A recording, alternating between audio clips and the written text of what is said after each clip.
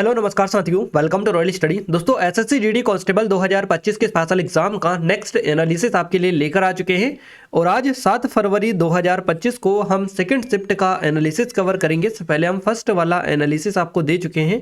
First shift वाला नहीं देखा है तो जरूर से देखिएगा। ऑल क्वेश्चंस हमने विद आपको आंसर और पूरी डिटेल के साथ में कवर करवाएं।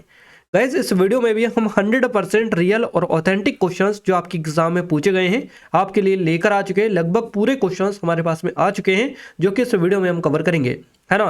तो आप सभी से रिक्वेस्ट है कि पूरी वीडियो लास्ट तक आप देखिएगा, क्लियर है। और आप लोगों का जब भी एग्जाम हो तो आप हमें जरूर से बताने की कोशिश करें। कहाँ पर बताएंगे तो डिस्क्रिप्शन में जाइए। डिस्क्रिप्शन में सबसे पहले जो लिंक मिलेगी आप उस पर क्लिक करिएगा। गूगल फॉर्म की लिंक है, उस पर आप उस गूगल फॉर्म को भरकर आप हमें बता सकते हैं कि आपकी एग्जाम कब है और किस शिफ्ट में है ना। दोनों चीजें आप हमें बता सकते हैं, तो जरूर से बताइएगा। अब हम स्टार्ट करते हैं जीके जीएस करंट अफेयर को सबसे पहले कवर करेंगे, उसके बाद में हिंदी, फिर मैथ्स और फिर रीजनिंग की ओर आगे बढ़ेंगे। तो चलिए स्टार्ट करते हैं आज के हमारे पहले क्वेश्चन से। पहला क्वेश्चन पूछा गया है, राज्य और केंद्र के बीच पृथककरण यानी कि विभाजन का जो प्रावधान है भारत के संविधान की किस अनुसूची शेड्यूल में देखने को मिलता है या दिया गया है। तो ये जो शेड्यूल है 7 शेड्यूल है, यानी कि आपका 7वीं जो अनुसूची है। आपका करेक्ट आंसर रहेगा राज्य और केंद्र, है ना। इन दोनों के बीच में जो विभाजन है या पृथक्करण का जो प्रावधान है ये भारतीय संविधान की अनुसूची 7वीं अनुसूची में है। तो भारतीय संविधान की 7वीं अनुसूची में केंद्र और राज्यों के बीच शक्तियों का विभाजन बताया गया है। इस अनुसूची में केंद्र, राज्य और समवर्ती सूचियों का उल्लेख है। जैसे कि 7वीं जो अनुसूची है इसकी कुछ महत्व है, जैसे कि यह केंद्र और राज्यों के बीच शक्तियों का स्पष्ट विभाजन करती है और ये जो है केंद्र और राज्यों के बीच संघर्ष को रोकती है यह अनुसूची, और यह संविधान के मूल सिद्धांतों को बदलने से रोकती है। इसके अलावा यह केंद्र और राज्य के बीच शांति और सद्भाव बनाए रखती है और यह राज्यों को विधायी शक्तियों का हस्तांतरण करती है। तो ये केंद्र और राज्य जो कि विभाजन है, केंद्र और राज्यों के शक्तियों के बीच विभाजन, है ना, 7वीं अनुसूची में आपका रहेगा। हमारी ये आपकी एसएससी जीडी वाली स्पेशल जो टेस्ट सीरीज है ये सिर्फ अभी 79 रुपीज़ में मिल रही है। जिन लोगों ने अभी तक नहीं लिए उनके लिए गोल्डन अपॉर्चुनिटी है, आप ले सकते हैं अभी। अगर अभी तक इनरोल नहीं किया है तो गोल्डन अपॉर्चुनिटी है गाइस। मैं आपको इसलिए बता रहा हूँ कि डेमो आप चेकआउट करिएगा, आपको तब आइडिया लगेगा कि जो क्वेश्चंस आपको हम डेली बेसिस पर जो एनालिसिस में कवर करवा रहे हैं यहाँ पर, है ना, वो सेम टू सेम क्वेश्चंस हमने पहले से ही इस टेस्ट सीरीज में सारे टेस्ट में अपडेट करके रखे हैं। आपको अगर पता नहीं है तो आप जाकर एक बार डेमो चेक कर लीजिएगा। बाकी और भी कंटेंट इसमें डला है उनको चेक कर लीजिएगा, आपको आइडिया लग जाएगा कितना एडवांस टेस्ट सीरीज हमने डिज़ाइन किए। तो इन नंबर पर भी आप हमें कांटेक्ट करके इन्फॉर्मेशन ले सकते हैं, जो भी डाउट्स है आपके वो पूछ सकते हैं, क्लियर है। और डिस्क्रिप्शन में इसकी लिंक मिलेगी, एक बार जाकर जरूर से विजिट कर लीजिएगा। 1 रुपये की प्राइस में आपको 10 से भी ज़्यादा यहाँ पर कंटेंट मिल रहा है, तो आप सोच सकते हैं कितना बढ़िया और शानदार आपको प्राइस है, कितनी शानदार प्राइस में कितना बढ़िया कंटेंट आपको मिल रहा है। तो डिस्क्रिप्शन में लिंक एक बार जाकर विजिट जरूर से कर लीजिएगा। आइए नेक्स्ट कंटिन्यू करते हैं अगले क्वेश्चन को। क्वेश्चन नेक्स्ट है हमारा, भारत के वर्तमान में जो संस्कृति मंत्री है इनका नाम क्या है। इससे पहले आपका कल भी क्वेश्चन बना था, क्लियर है, कल भी आपसे क्वेश्चन पूछा गया था। तो आप याद रखिएगा ये जो वर्तमान में मंत्रिमंडल है इसको जरूर से निपटा लीजिएगा पहली फुर्सत में। दूसरा राज्यपाल है आपका, तीसरा मुख्यमंत्री है ना, तो इसको अच्छे से आप निपटा लीजिएगा। अभी तक यही से क्वेश्चन आपका पूछा गया है। इसके अलावा वर्तमान में कौन क्या, इसको भी निपटाना होगा क्योंकि सुबह इससे क्वेश्चन बना था, यूपीएससी का चेयरमैन पूछा गया था। तो इस तरह से जो भी वर्तमान में कौन क्या हो गया आपका, और ये मंत्रिमंडल वाला भी इसी में आ जाता है, राज्यपाल और मुख्यमंत्री, ये वाला टॉपिक भी अच्छे से निपटा लीजिएगा करंट अफेयर में। स्पेशली स्पोर्ट्स की अगर अपन बात करें तो स्पोर्ट्स में भी करंट अफेयर काफ़ी ज़्यादा पूछे जा रहे हैं, उसको भी देख लीजिएगा, है ना। तो ये टॉपिक हमने आपको बता दिए, इनको अच्छे से कवर करिएगा। और अगर आप चाहते हैं कि हम कवर करवाएं तो हमने इस वाली टेस्ट सीरीज में ऑलरेडी सारे टॉपिक अपडेट करके रखे हैं, जाकर आप देख लीजिएगा, आपको क्लियर हो जाएंगे। अगला क्वेश्चन है हमारा, देखिए डिटेल की बात करते हैं इसकी। तो गजेंद्र सिंह शेखावत जो है वर्तमान में संस्कृति मंत्री हैं। वर्तमान में भारत के संस्कृति जो मंत्री है ये है गजेंद्र सिंह शेखावत। 11 जून 2024 को केंद्रीय संस्कृति मंत्री का पदभार ग्रहण किया इन्होंने। और जो ये गजेंद्र सिंह शेखावत है इनका कार्यालय नई दिल्ली में जो शास्त्री भवन है यहाँ पर स्थित है। इनके निजी सचिव है संदीप कुमार सिंह, और इसके अतिरिक्त श्री राव इंद्रजीत सिंह जो है संस्कृति मंत्रालय में राज्य मंत्री हैं, है ना। तो ये याद रखना है, संस्कृति मंत्रालय का जो उद्देश्य सभी प्रकार की कला संस्कृति का संरक्षण प्रसारण करना और उसे बढ़ावा देना है। नेक्स्ट जो क्वेश्चन पूछा है ये 5 ईयर प्लान से है, पंचवर्षीय योजना से लगातार क्वेश्चन आपके बन रहे। क्वेश्चन है आपका 1951 से 56 पहली पंचवर्षीय योजना का मुख्य लक्ष्य क्या था। तो ये था कृषि क्षेत्र पर जोर देना, इसका लक्ष्य था, क्लियर है, याद रखना है आपको। 1951 से 56 पहली पंचवर्षीय योजना का संबंध, मुख्य फोकस कृषि पर था इसका, और इस योजना का जो उद्देश्य खाद्य उत्पादन बढ़ाना, सिंचाई परियोजनाओं को विकसित करना था। इसमें भाखड़ा नंगल, दामोदर घाटी परियोजना, हीराकुंड बांध जैसी बड़ी सिंचाई जो परियोजना है इन पर जोर दिया गया। इसका नारा था कृषि को प्राथमिकता, प्रथम पंचवर्षीय योजना का नारा था, है ना। नेक्स्ट क्वेश्चन पूछा गया है 1956 से 61 दूसरी जो पंचवर्षीय योजना है इसका मुख्य लक्ष्य, यानी कि आपका फर्स्ट और सेकंड दोनों जो पंचवर्षीय योजना है दोनों का आपका लक्ष्य पूछा गया है अलग अलग क्वेश्चंस में। तो उद्योग और भारी उद्योगों पर इस पे जोर दिया गया था, इसका लक्ष्य था। और 1956 से 61, है ना, ये चली थी दूसरी पंचवर्षीय योजना। मुख्य फोकस उद्योग और भारी उद्योगों पर था।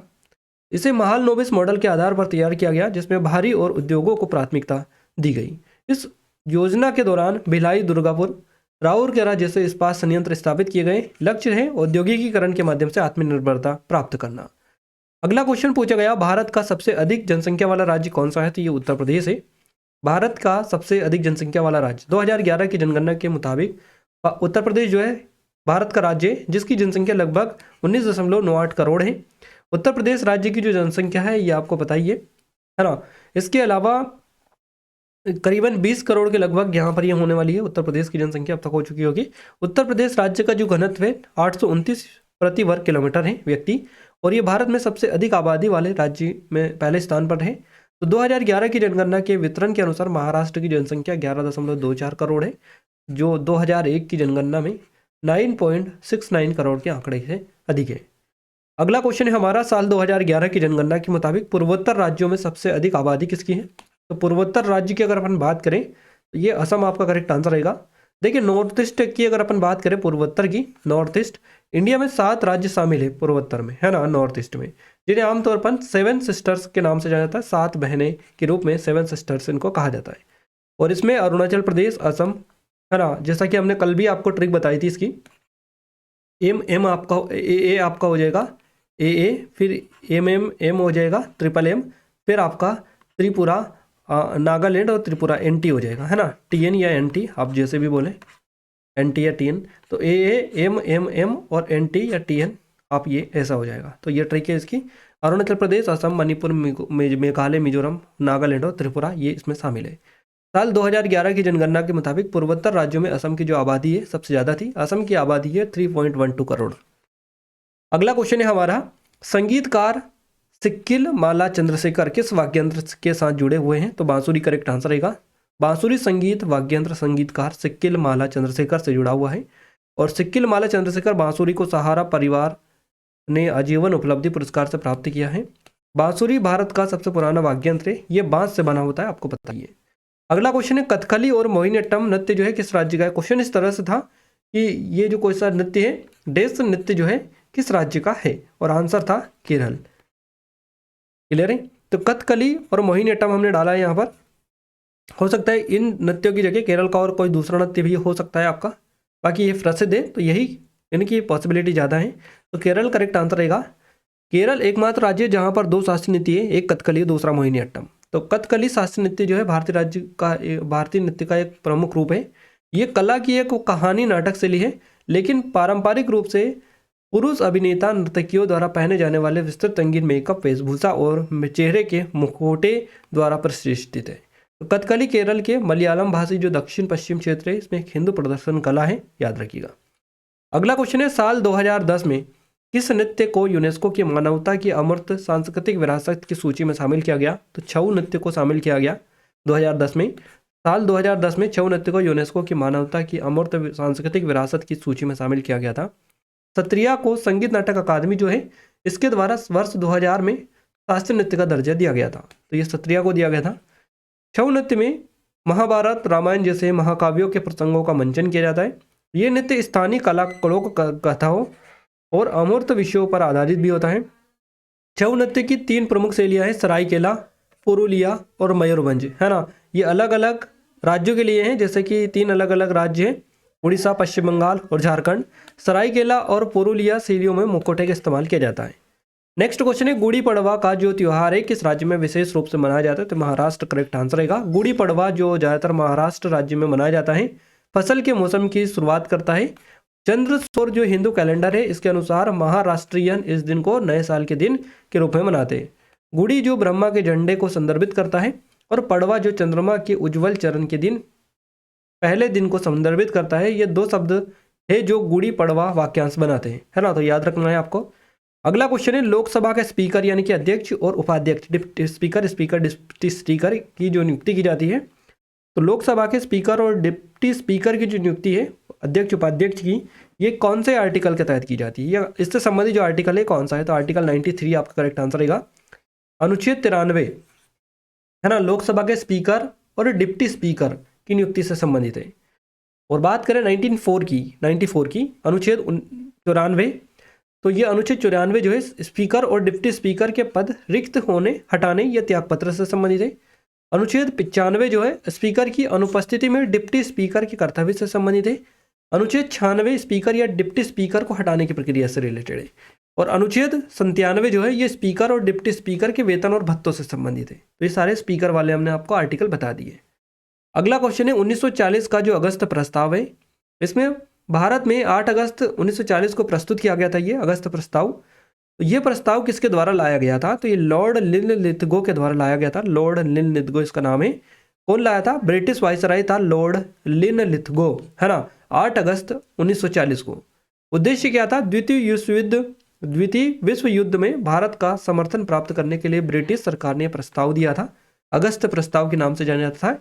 इसका उद्देश्य क्या था, द्वितीय विश्व युद्ध में भारत का समर्थन प्राप्त करने के लिए ब्रिटिश सरकार ने यह प्रस्ताव दिया था। प्रतिक्रिया क्या थी, कांग्रेस ने प्रस्ताव ठुकरा दिया, है ना, ये प्रस्ताव जो है कांग्रेस ने ठुकरा दिया क्योंकि इसमें भारत को पूर्ण स्वतंत्रता का कोई स्पष्ट आश्वासन नहीं था। मुस्लिम लीग ने इसे स्वीकार किया क्योंकि इसमें उनके अलग राज्य पाकिस्तान की मांग के लिए रास्ता खुला रखा गया था, है ना।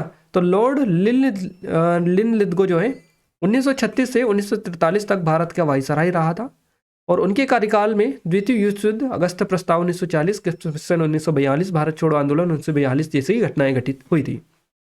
चलिए अगला क्वेश्चन है तीसरे खेलो इंडिया शीतकालीन गेम्स, है ना, थर्ड खेलो इंडिया विंटर गेम्स का आयोजन कहाँ पर हुआ, तो गुलमर्ग में हुआ, जम्मू कश्मीर में। तीसरे खेलो इंडिया गेम्स शीतकालीन गेम्स थे ये गुलमर्ग जम्मू कश्मीर में आयोजन हुआ है 2023 में ये हुआ है इनका आयोजन, है ना। और प्रमुख खेल की बात करें स्कीइंग, स्नोबोर्डिंग, आइस हॉकी और आइस स्केटिंग आदि इसमें प्रमुख खेल थे। उद्देश्य भारत में शीतकालीन खेलों को बढ़ावा देना। आयोजक भारतीय खेल प्राधिकरण sports authority of India Sai है और जम्मू कश्मीर खेल परिषद इसका आयोजक है ना। तो याद रखिएगा इंपॉर्टेंट क्वेश्चन है।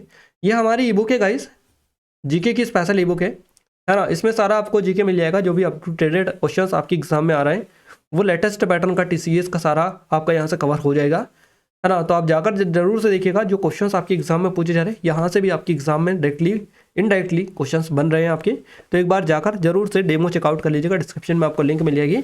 ऐप में जाइए, ऐप में जाने के बाद में आपको क्या करना होगा, ई बुक वाला ऑप्शन मिलेगा, उस पर क्लिक करेंगे और वहाँ पर ये आपको मिल जाएगा। वहाँ पर डेमो भी डला है, डेमो भी आप देख लीजिएगा। ये नंबर है, कोई डाउट है कुछ करे तो कॉन्टैक्ट भी आप हमसे कर सकते हैं। अगला क्वेश्चन है भारत ने 2014 एशियाई खेलों में हॉकी का स्वर्ण पदक कितने वर्षों के बाद में जीता था, 16 साल बाद जीता था। भारत ने 19 सितंबर से 4 अक्टूबर 2014 तक दक्षिण कोरिया में जो इंचियोन इसमें आयोजित 2014 एशियाई खेलों में भाग लिया और 16 वर्षों के बाद भारत ने एशियाई खेलों के पुरुष हॉकी टूर्नामेंट में 6 स्वर्ण पदक जीता। परिणाम स्वरूप 2016 ग्रीष्मकालीन ओलंपिक हॉकी टूर्नामेंट के लिए सीधा स्थान अर्जित किया था। अगला क्वेश्चन है कोविड के समय नमूना पंजीकरण के मुताबिक किस राज्य में जनसंख्या वृद्धि दर सबसे ज्यादा थी, तो नागालैंड करेक्ट आंसर रहेगा। कोविड-19 महामारी के दौरान नमूना पंजीकरण प्रणाली सिंपल रजिस्ट्रेशन सिस्टम RSRS, है ना, इसके आंकड़ों के अनुसार नागालैंड में जनसंख्या वृद्धि दर सबसे अधिक दर्ज की गई। मुख्य तथ्य की बात करें राज्य नागालैंड है और समय है कोविड-19 के महामारी के दौरान 2020-21 की बात है। स्रोत है इसका नमूना पंजीकरण प्रणाली SRS, है ना, सिंपल रजिस्ट्रेशन सिस्टम इसका नाम है। अगला क्वेश्चन है 2010 में किस नृत्य को शास्त्रीय नृत्य का दर्जा दिया गया, तो ये वही वाला क्वेश्चन है छऊ वाला, जिसको यूनेस्को की अमूर्त सूची में शामिल किया गया था। और अगर अपन बात करें शास्त्रीय नृत्य की, तो शास्त्रीय नृत्य में 2010 में शामिल नहीं किया गया था, 2000 में शामिल किया गया था सत्रिया को, है ना। तो याद रखिएगा साल 2000 में सत्रिया जो नृत्य इसको भारत के शास्त्रीय नृत्य में शामिल किया गया था। तो ये वाला इस तरह से क्वेश्चन अगर बनेगा तो ये आपका पूछा जाएगा। इसके अलावा एक नृत्य वाला क्वेश्चन पूछा था, नर्तक का नाम बताया था इस तरह से, जैसे कि भरतनाट्यम रुक्मिणी देवी अरुंडेल, कथक के पंडित बिरजू महाराज, कुचिपुड़ी के यामिनी कृष्णमूर्ति और ओडिसी के हैं केलुचरण महापात्र, है ना। तो ये हमने आपको बता दिया जो कि इंपॉर्टेंट है, आप देख सकते हैं। तो गाइस जितने भी क्वेश्चंस हमें मिले थे लगभग सारे क्वेश्चंस हमने आपको बताने में आपकी हेल्प की है, क्लियर है। और ये वीडियो कैसा लगा कमेंट में कमेंट करके बताइएगा, क्योंकि अभी हम आगे और भी कवर करेंगे चीज़ें, हिंदी की स्पेशली चीज़ें हम कवर करने वाले हैं। इसके अलावा मैथ्स को हम कवर करेंगे आगे और रीजनिंग को भी कवर करेंगे, है ना। तो आप वीडियो के लास्ट तक पूरे बने रहिएगा। ये हमारी SSC DD की स्पेशल टेस्ट सीरीज़ है जो सिर्फ 79 में आपको मिल जाएगी। ये RPF कांस्टेबल की अवेलेबल है और ये RRB NTPC की अवेलेबल है। इन सभी के लिंक डिस्क्रिप्शन में, ये MP एग्जाम के लिए अवेलेबल है, जाकर चेकआउट कर सकते हैं। अब हम बात करते हैं हिंदी की। हिंदी का पहला क्वेश्चन है गद्यांश। गद्यांश एक आया था आपका, एक गद्यांश आपको बताइए आता ही है। 5 क्वेश्चन सीधे सीधे बने हैं। वर्तनी से 2 क्वेश्चंस बने, विलोम शब्द से 3 क्वेश्चंस बने, संज्ञा से 1 क्वेश्चन आपको बना है, पर्यायवाची से 1 क्वेश्चन आपका बना है, तत्सम तद्भव से 1 क्वेश्चन बना है, पुल्लिंग से 1 क्वेश्चन बना है, वाक्य शुद्धि से 3 क्वेश्चन आपके पूछे गए। इसके अलावा मुहावरे से 1 क्वेश्चन बना है, एक शब्द से भी आपका 2 क्वेश्चन बने एक शब्द से। तो इस तरह से आपका ये हिंदी का है। जितने भी टॉपिक मिले हैं हमने पूरा आपको बताया, एक्स्ट्रा कुछ भी आपको नहीं बताया। जो चीज़ें हमें मिलती हैं वही हम आपको बताने में बिलीव रखते हैं। मैथ्स में प्रतिशत से 2 क्वेश्चन बने, प्रॉफिट एंड लॉस से 3 क्वेश्चंस थे, SI से 3 क्वेश्चंस थे, एवरेज से 2 क्वेश्चंस थे आपके, DI नहीं था, नंबर सिस्टम से 2 क्वेश्चन थे, LCM SCF भी नहीं था, और सिंप्लीफिकेशन से 2 क्वेश्चंस थे। इसके अलावा रेशियो ट्रेन था एक, है ना। ट्रेन के बाद में आपका टाइम एंड वर्क से 1 क्वेश्चन था और रेशियो 1 था, और 2D से क्वेश्चन बना था मेंसुरेशन में 2D से। Next speed, time and speed से भी आपका क्वेश्चन 2 बने थे। रीजनिंग में ब्लड रिलेशन से 1 था, नंबर सीरीज से 2 क्वेश्चन थे, वेन डायग्राम से 1 था, एनालॉजी से 1 था, 5 से यानी 2.5 से 1 था, मैथमेटिकल ऑपरेशन से 2 क्वेश्चन थे, सिलोज में आई थिंक नहीं था, होगा या 1 आध क्वेश्चन, कोडिंग डिकोडिंग से 4 क्वेश्चन थे। इसके अलावा मिसिंग नंबर से 2 क्वेश्चन थे, फिगर सीरीज से 1 क्वेश्चन था, आकृति से 2 क्वेश्चन थे, सिटिंग अरेंजमेंट से 2 क्वेश्चन थे, कथन निष्कर्ष से 1 क्वेश्चन था, पजल भी देखने को नहीं मिला। तो ये सारा का सारा ओवरव्यू है आपके पेपर का जो आज के आपकी इस शिफ्ट में पूछा गया है। आई थिंक आपको यहाँ से क्लियर हो चुकी होगी सारी चीज़ें। ये हमारी ई बुक है, अगर अभी तक नहीं देखा है डेमो तो जाकर देख लीजिएगा, बिल्कुल एडवांस है।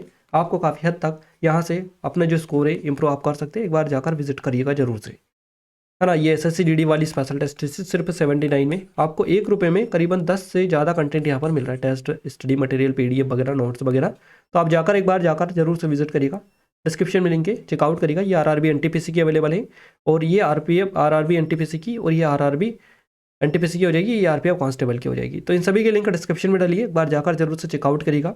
कोई भी डाउट है, कुछ क्वेरीज है तो कमेंट करके हमें बता सकते हैं, या फिर नंबर पर भी आप हमसे कॉन्टैक्ट कर सकते हैं, यहाँ से आपकी पूरी हेल्प हम करेंगे, क्लियर है। और गाइज अगर आप चाहते हैं कि इन वीडियोस की आपको प्रॉपर तरीके से PDF भी मिल पाए तो आप एप्लीकेशन को डाउनलोड कर लीजिएगा, टेलीग्राम चैनल ग्रुप को ज्वाइन कर लीजिएगा, दोनों की लिंक आपको डिस्क्रिप्शन में मिल जाएगी। गाइज अगर आपने इस वीडियो को लाइक नहीं किया तो वीडियो को लाइक करके चैनल को सब्सक्राइब कर लीजिएगा, बेल आइकन को ऑल पर सेलेक्ट कर लीजिएगा, ताकि जो भी नया वीडियो है सबसे पहले आप सभी के पास में पहुंच पाए। तो मिलते हैं हमारे नेक्स्ट स्टडी वीडियो में, तब तक के लिए जय हिंद, वंदे मातरम।